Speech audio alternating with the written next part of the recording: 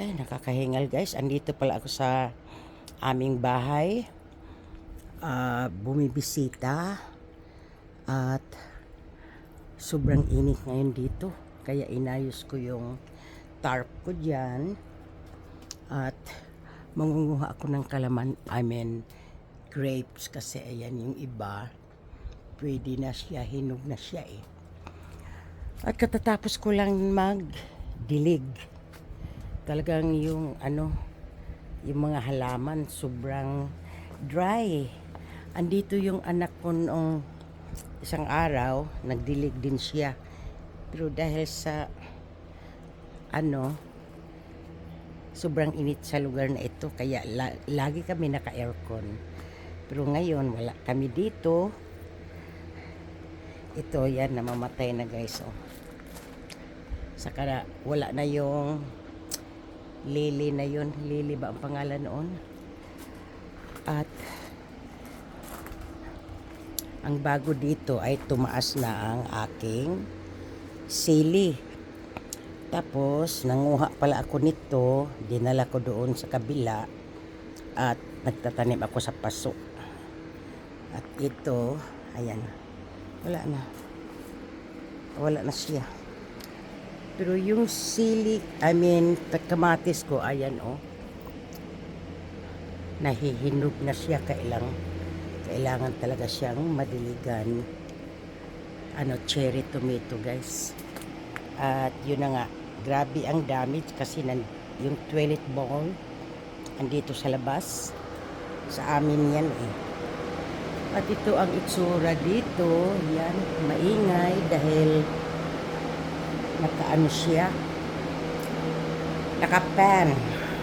At ito yung mga boxes na iba na hindi ko na pinadala sa movers para wala na kami masyadong bubuksan pag balik namin dito. At ito yung sakubitan ng anak ko. Talagang grabe ang damage. Ayun si squirrel. At ito yung computer room. Kaya lang wala tayong makita. At ayan, diyan inayos nila. At ito yung sa kusina namin, sa counter namin. No, sa pala ito, sa bathroom namin yan. At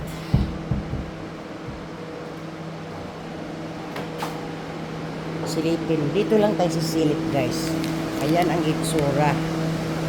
Pati yung sa kwarto namin. Kaya yung machine, yan, magdamagan yan. Tingnan nga natin dito sa kusina. Ayan, grabe ang guys. Ang damage sa tulo lang na yun. Grabe ang damage. Ayan. Pinapatuyo nila ngayon yan. Wala pala akong magnet. Kulang yung magnet ko sa kabila. Pinapatuyo nila yan dyan. Yan, sa washing machine, washing area ko yan dyan. Doon nag-umpisa ang leak. Hanggang nakarating dito sa kusina. At pinalitan nila yung gripo ko guys, pinalitan nung nag-ayos ng yung plumbers. Ito, hindi na ito siya plumbers. Na ito, yung nagda-dry ng wall. So, ganito ang itsura ngayon dito guys. Talagang major work talaga ang nangyayari dito. Ayan. Sarado ko na ito guys.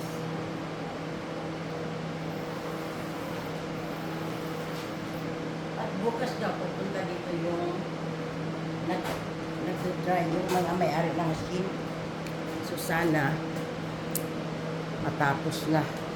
Yung ibang gamit guys, hindi ko na talaga pinapadala para wala na kaming maraming unboxing pagbalik.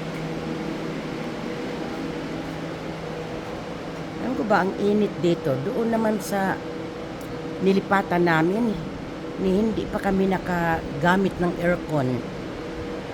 Kasi maganda ang simoy ng hangin doon. Ayan, naka-sweater pa nga ako eh. Bisitahin natin yung aking yard doon.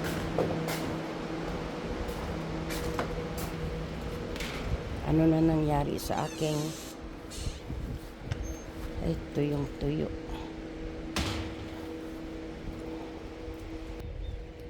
Magdidilig din ako dito kasi tuyong-tuyo na siya.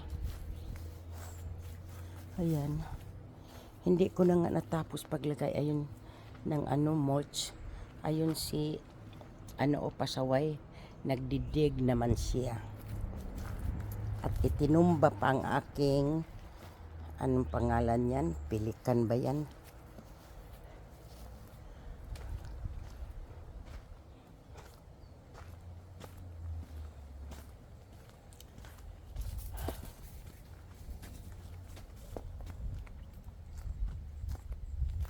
Dito di na masyadong mainit kaya pwede ako magdilig dito.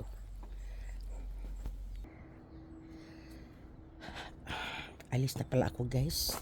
Kumuha ako ng kunting kalamansi kasi mayroong malapit doon na Filipino store nagtinda ng luto na isda. At kumuha rin ako ng grapes. Hindi ko na lang siya inubos, baka gusto din ng nag-aayos dito sa bahay. Ito pala, tapos may kamatis din akong konti, grapes, kalamansi, at ako'y babalik na doon. At kumuha pala rin ako ng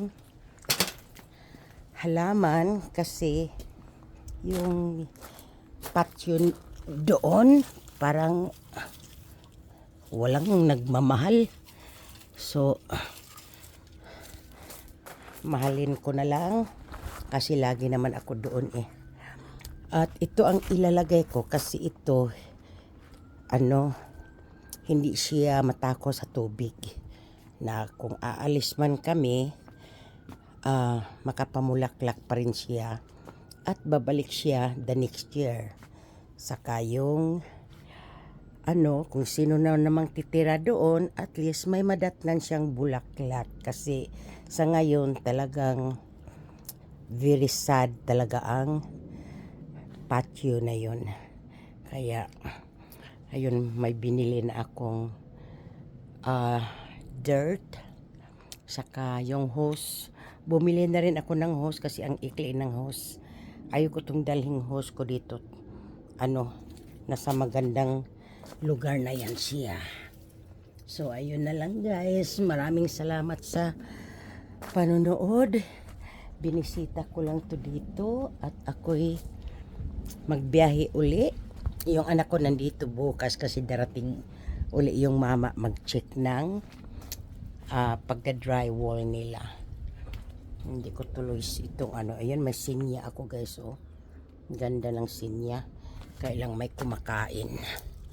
Hindi ko tuloy na alagaan dahil wala tayo dito.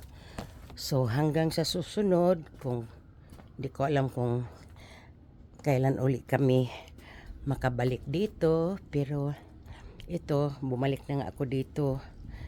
Bumisita after 1 week. Kasi medyo nag-busy sa work. At dito na lang ako magtapos guys. Maraming salamat sa inyong suporta. At ito'y dadalhin ko na sa bago naming tirahan kuno.